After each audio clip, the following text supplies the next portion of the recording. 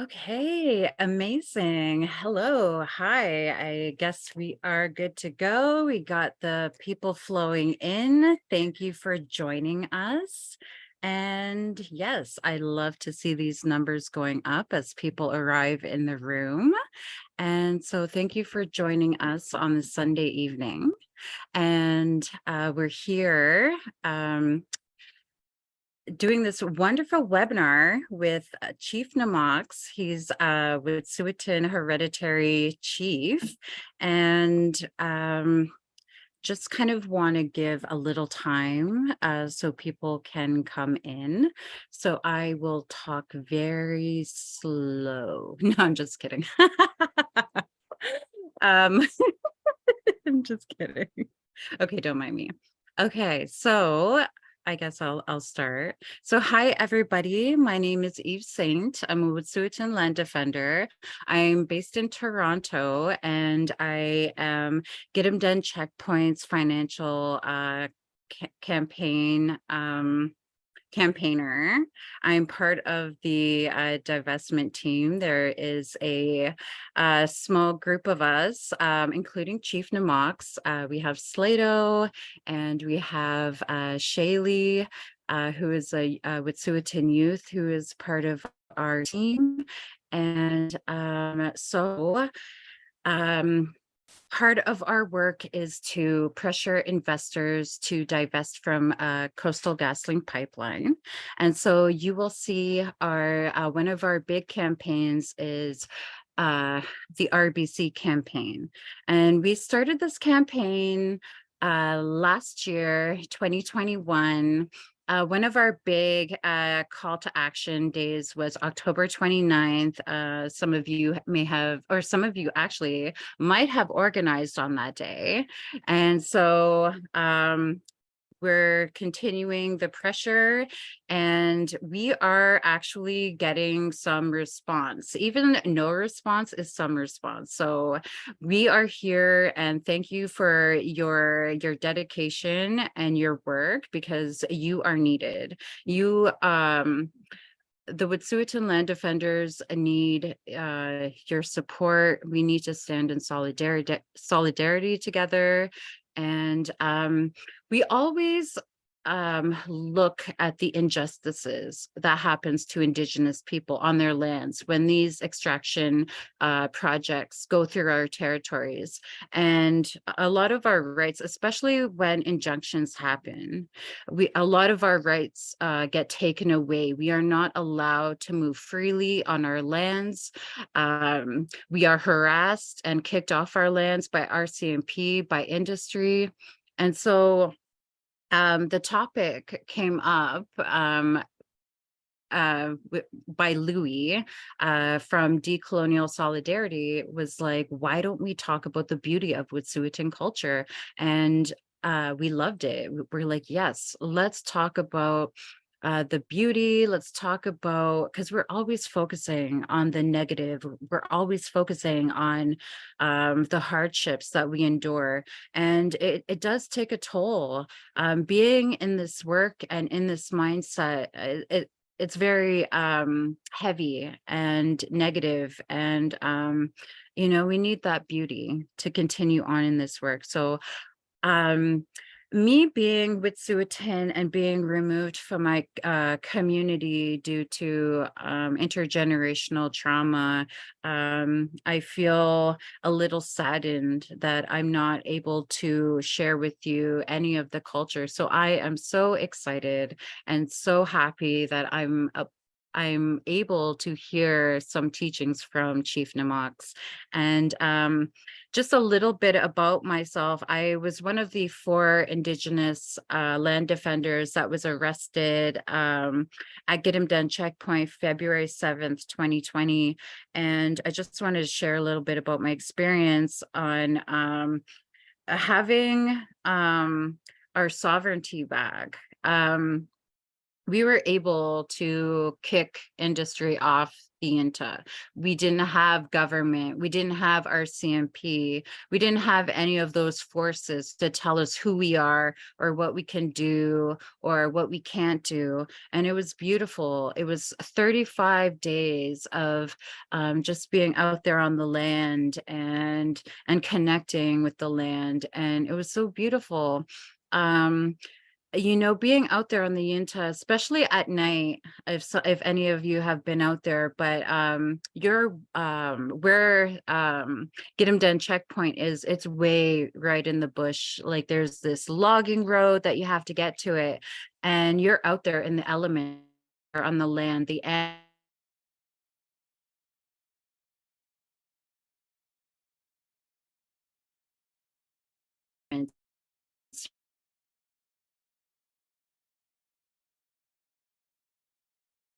You're green can come out from the bush, or a cougar or a wolf can come out and come attack me, but um there was a big sense of peace, like that you feel from out there on the land. Like they know why you're there, they know your efforts, they know your heart.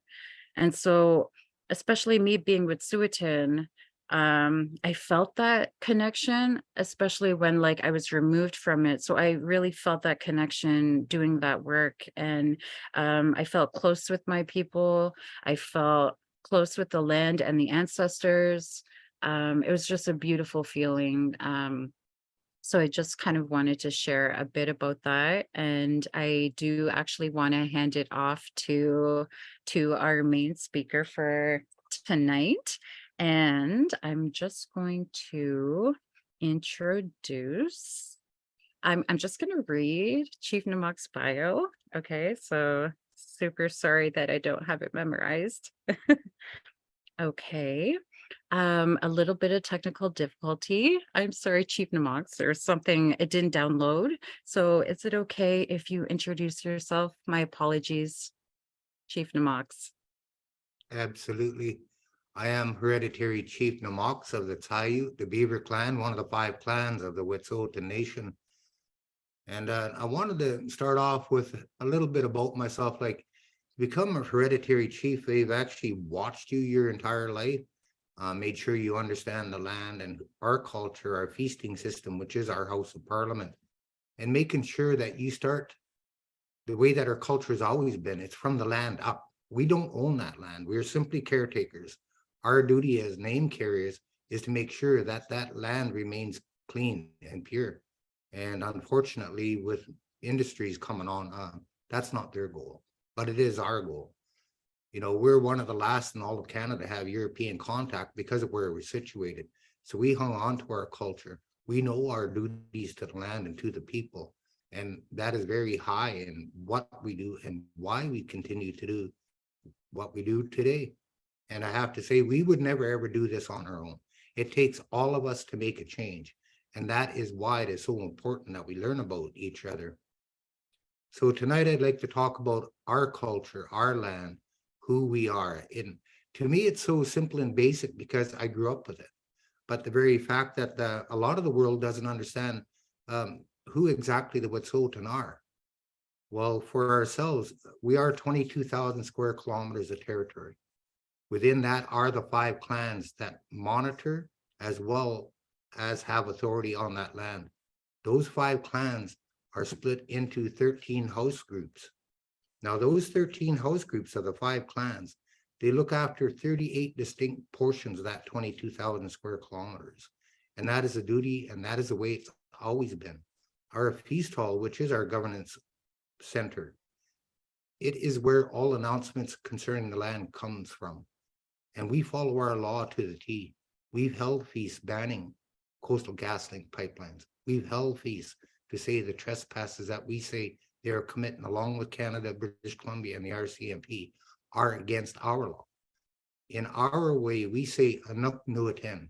That is our law, our way. But that is always governed by the land, not to the land. The land governs us. That's how we live our lives. Like, it has to be realized for centuries, this is how we've always looked after. This is how Even till today, we can drink out of the creeks and rivers. If we didn't look after the land properly, it could have been devastated.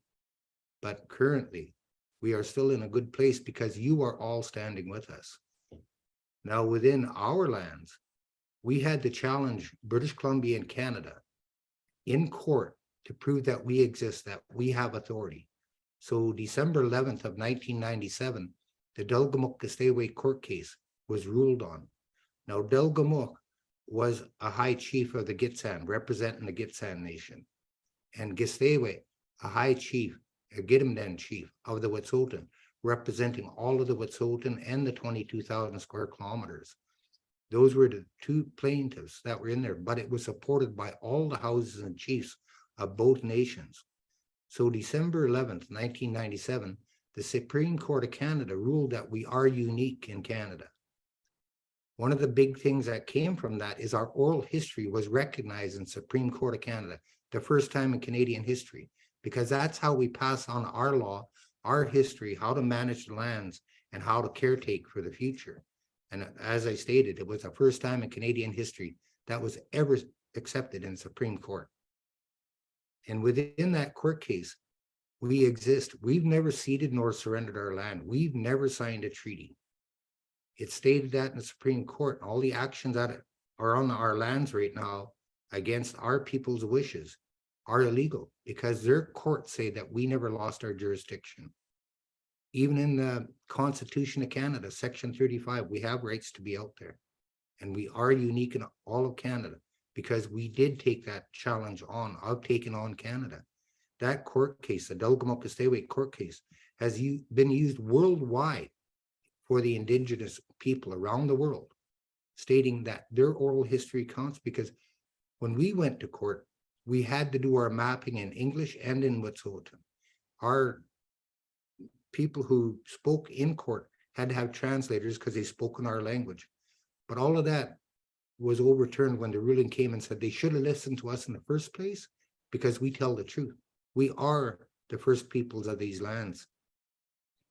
So as Wet'suwet'en, we've continued that.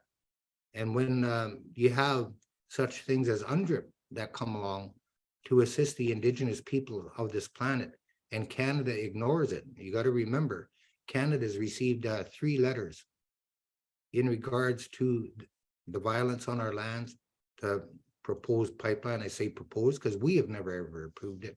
There was no free, prior, and informed consent. So the UN held Canada up and said in 3 letters, you have to stop this. You have to involve the Wet'suwet'en. Canada has not even responded to that. So in our feasting system, in our feast halls, when we get together, that is the law. That is our parliament. That is a true democratic place because before we get to our feast hall, everything is discussed. What are the issues? What are the commonalities we all have? What do we agree on? The feast hall is to affirm those laws that are put forward by the people. And we, as the head chiefs, they call us the head push because it is the words of our house members, our clans, our elders, our matriarchs that come to us. And then we push those words out to the world so they could listen. Our law will always remain the same as much as Canada and British Columbia try to extinguish our rights and title. We will remain the authority on our lands. British Columbia and Canada, they only have assumed and presumed authority on our land because we've never given 1 centimeter of our land away to anybody. Our votes, which is our voice to our people, count around the world. But when it comes to industry, they are currently steering this government, whether it be the non-democratic party, the liberally violent party, or the KKK conservatives. They are not listening to the people. So when we talk about our feasting system, I can use examples of how we work together. Currently, I'm going through a funeral feast with our cousins of the Gitxsan. But in there is the perfect example of how we work together. We have duties within there. Let's say like in this instance of a death, the father clan is always there to help with the clan. Make sure that all arrangements are done, all the work is done, that everybody is communicating clearly. And then to assist the clan itself that has lost a person, that is how you work together. Everybody is communicating and everybody has duties, and those duties go generation to generation. When you lift a name, there are duties that come with it. My duty as Chief Namox, land, air, water, the animals, the plants, and everything that is on it. And we do it for the betterment of all. That is so pure and so clear in our law that Canada can't seem to accept that the land, air, and water come first, and we must look after the future. I often think of the climate disasters that are happening, and if they'd have simply listened to us in the beginning, they wouldn't be going through this mess. This world does not need us. The planet doesn't need us. We need the planet, and we are hurting her on a daily basis. This planet would go perfectly without mankind. It is greed that is killing it. And that's why it is so important that we target the financiers of these proposed projects. And I will always say proposed, because we will never agree to anything that hurts the land, air, water, or the people that live on it.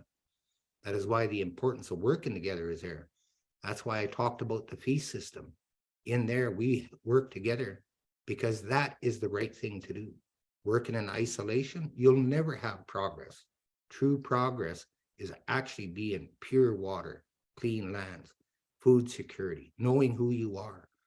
Like ourselves, even when they put the potlatch ban in, sure, we couldn't do it in the buildings or in our villages. We simply went on the territory and we carried on with our law. When we follow our law, always it works out for the best. In over the years, I've had a number of occasions to do exactly what I'm doing now, the Wet'suwet'en 101, the 22,000 square kilometers, the 5 clans, the 13 house groups, and how we govern ourselves. I've done it for industry, I've done it for governments. They simply quit listening because it doesn't agree with what they got of greed and destruction. But our laws will always remain on our lands. And when we are growing up, we have certain passages that we have to go through. And I can only speak on myself because that is also our law. I can't speak on somebody else. They have to tell their own story. They have to sing their own song because that belongs to them. For myself, I'm one of the last, if not the last. Well, I'm 65 now, so I guess that makes me an elder. But when I was a child, I did the boy to man, and that won't happen the way it did at that time. The boy to man, which is one of the ceremonies we have, they put you on the territory in the wintertime. They put you there in October, and they come and get you in April. So you do 7 months on the territory. You get a tent, snowshoes, gun, and traps. And you're young. I was a teenager. But you should have been prepared at that age to be out there. Look after yourself. Know your boundaries, how to make sure that you survive and come back. I mentioned the boy to man because that's where you learn to listen to the animals, watch the weather, simple little things like when a bird is flying low, you know the weather's changing. So prepare yourself. Maybe you'll have a camp day, but know that the weather is changing. So you watch the animals and they will tell you exactly what's going to happen for the next day. At that, again, it was that clean water. I was out at Owen Creek. That was our main drinking source then. And it's still clean to this day, although they have trenched it. I was out there last week. That company went in there and they trenched that creek that we drank out of when we were boys. But I wanted to mention like that boy to man ceremony was preparing you for the future, knowing that what we have available to us today should be for the future generations to come. And it is our duty to ensure that. Now, when I often think about the boy to man, I thought, well, at that time, you're supposed to do it when you're 9 or 10 years old. And I didn't have to do it till I was a teenager. And that's because I believe my grandmother set that up, and she was Chief Namox at that time. And I do want to state that my grandmother was alive when we had first contact. That's how new it is to us. The Europeans arrived in my grandmother's lifetime when she was Chief Namox. And the damages that have happened in the last century and a half is just mind-boggling. I've gone to enough places in the world where they can't drink their water. They can't eat the food of the land. Their fish has been destroyed. It's toxic. There should be some places on this earth that should be left alone for everybody and for the future. When I think of my grandmother, before she became Chief Namox, she carried the name of Decandian Kia. When my mother became Chief Namox, that name went to my mother. When my mother passed away, it went to one of my elder sisters. But Decandian Kia is more than a name, it's a story, and it comes with a duty. So Decandian Kia, the person that is chosen for that name, the story that comes with it is that she is the lady from the Lake of Tall Trees. She walks to that lake and she yells at the mountain, and her voice goes out there and comes back stronger. And all the trees lean back. All the fish in the lake, they come to the top. The animals quit moving. The birds land in the trees. And when her voice comes back stronger, what that means is you need to speak for us. You need to speak for the water, the land, the air, the fish, the animals, the plants. That's what the duty is. And that duty should be shared throughout the world. Because as I said before, this planet does not need man. Man needs the planet, and we need to look after her. Us being a matrilineal society, everything that we do, we follow the mother. Mother gives us life. Mother Earth gives us survival. So everything that we do as Wet'suwet'en is along those lines. And I'm rather sad to say that my generation has looked at the dollar bill in some circumstances, not all, but they put a higher value on the dollar bill than they have on the land, the air, the water, our very food security. But it's also, I know it's a small minority, but unfortunately they work with industry and government, and so they get the bigger voice in public. But they were born into a house and a clan. That is your first duty, and that duty is to this earth. I'll never be upset with people. I know it was a structure of Canada to remove us from the land, put us on reserves, and have us dependent on them for everything. So when you hear, bands, reserves taking money, I'm not mad at them. They're forced in that situation. But the very core of who they are should be remembered. I often think of the name that my grandma and my mother carried when they were alive, speaking for the animals, speaking for the clean water. We need to be their voices, and we need to do it together. When you have the power of culture, and that's what you rely on, and you have humanity in your heart and your mind is in the right place, we make huge changes for the better. We cannot continue to allow industries and elected governments steer our future. When we stand up and we speak, it must be with one voice. Like even in our culture, when we speak, we always start off with three things. Denny's ate you, Sakai's ate you, Skai's ate. That is male chiefs, female chiefs, those who will be chiefs, and you must regard them all with respect. I don't know each of you individually. You may be the son or daughter or grandchild of highly respected people. If I don't regard you properly, I'm not respecting you properly. And how could I get respect if I can't respect you? Respect is reciprocal. Don't demand respect, work for it, and work for it together. Use that voice in the proper manner. When we speak about our culture as Wet'suwet'en, and knowing that it is as strong as it is, because you've heard Eve at the beginning, that connection to that land. If they are Wet'suwet'en, they come on Wet'suwet'en land, they know their home. We that do live here all year round, that land, that's our front yard, our backyard, our kitchen, our bedroom, our living room, our dining room, our place of enjoyment. When we want to make ourselves calm, some people go to a church, that is our church. Those trees, those are our cathedrals. And that is what we talk to, that connection to land.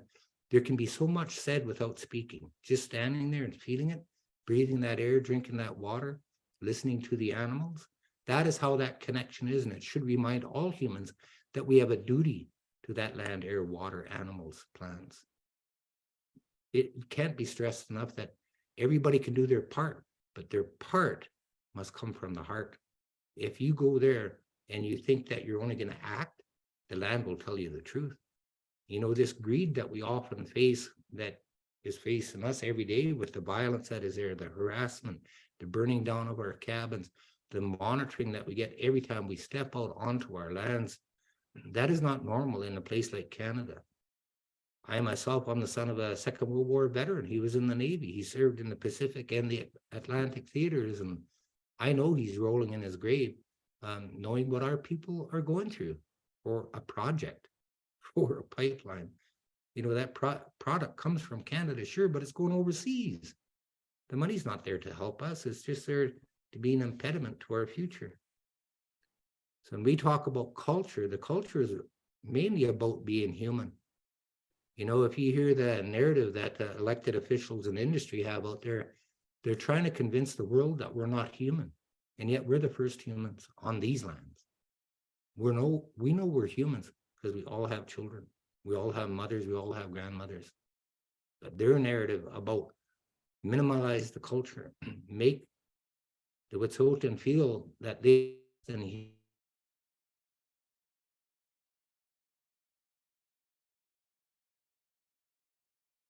are less.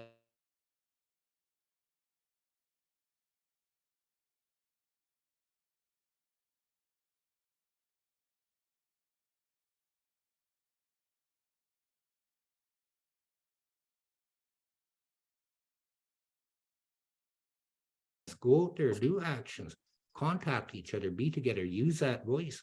You know, we want to be at that RBC AGM because we know they're funding the destruction. They're one of the top 5 banks in the planet that support projects such as these.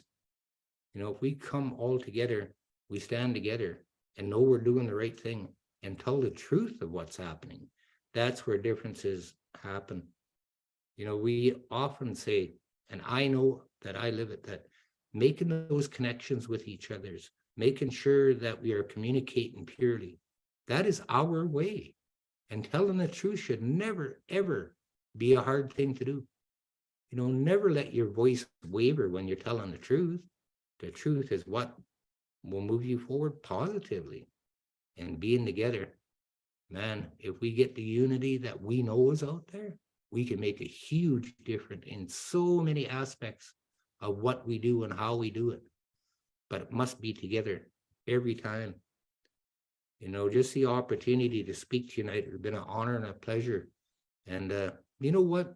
I'm a believer that if you have questions, ask them. You know, we do have answers. Maybe not all the answers, maybe some answers that we have you won't agree with. But our answers come from the land, the air, the water. They come from humanity. They come from us. They come from our culture and who we are. And think about this. We've been here century upon century upon century. And we will be here century upon century upon century as long as we are together and working together positively. I want to thank you for allowing me this time on a Sunday evening. Masai, Snekalia. Thank you so much, Chief Knox. Oh, go ahead, Eve. Oh, yeah, sorry, it took me a little while to unmute. And thank you, Masai, Chief Namox. That was so beautiful. Thank you for your words and your wisdom and your teachings. Something resonated really strongly with me. I remember Slato telling me, when you give to the land gives to you.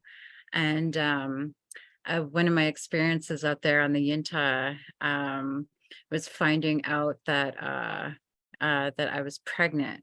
And for like ever, I was trying to have a family, and during the blockade, like I was going through loss after loss after loss, like, and I was like, oh my God. But then we found out that we were pregnant, and I was like, whoa. And I thought of Slato's teaching, and I was like, oh my God, like you know, just making that big sacrifice and being out there. And I'm truly blessed to you know, be with Suatin and you know, be part of this movement. And thank you everyone for your support. And yes, like Chief Namak said, we're doing a call out April 1st. Take to RBC. We have to pressure them. They hold our lives in their hands. And like Chief Namox was saying, government and industry and banks, they all go hand in hand. So who's holding them responsible? We have to. So when we come together and we put pressure on them, like we have to continue doing this work.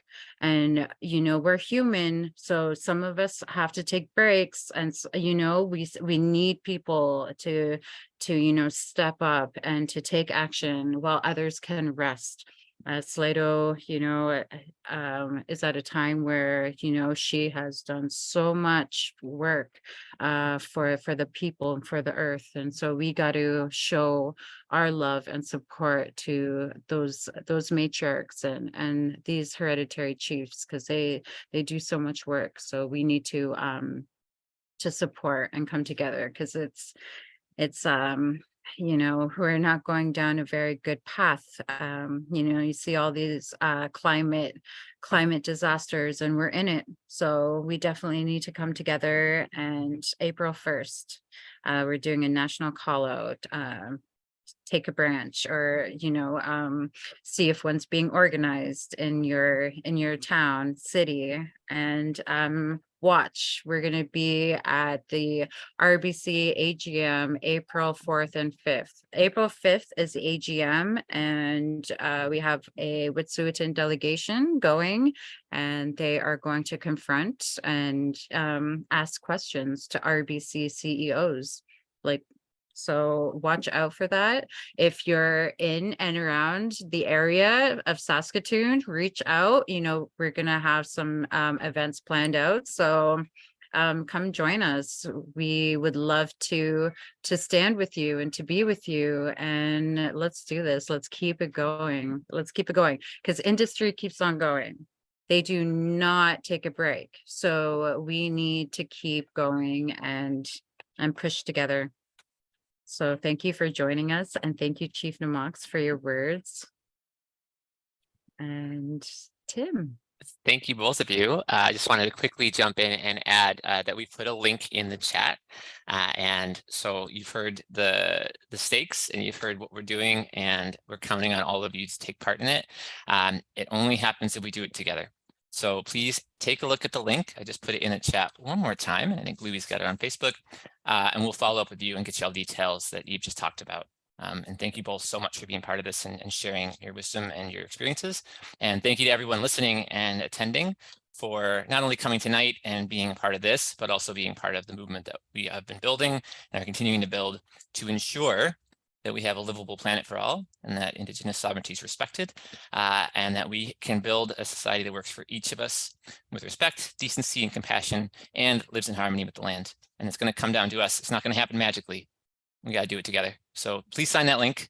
And thanks again to both of you for coming and sharing that with us tonight. All right. Have a good night, everyone. Bye. I'll have some music to sing everyone out.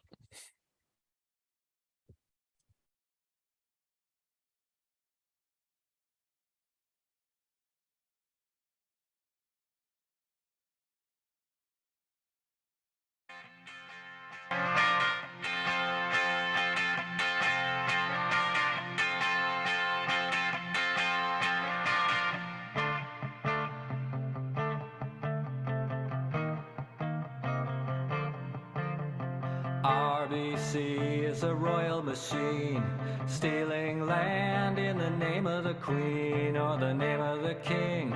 It's all the same. Colonizing's always been the game. RBC is killing me, morally and physically. They got the cops and government on their side. RBC is killing me.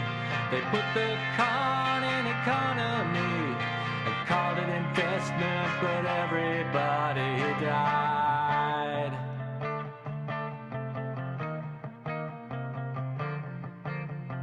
RBC is a banking machine, turning salmon into limousines and public goods into private worth. Look at that lion trying to eat the earth. RBC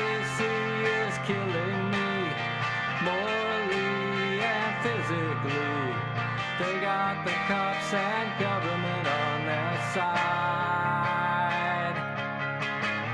RBC is killing me. They put the con in economy and called it investment, but everybody died. Oh yeah.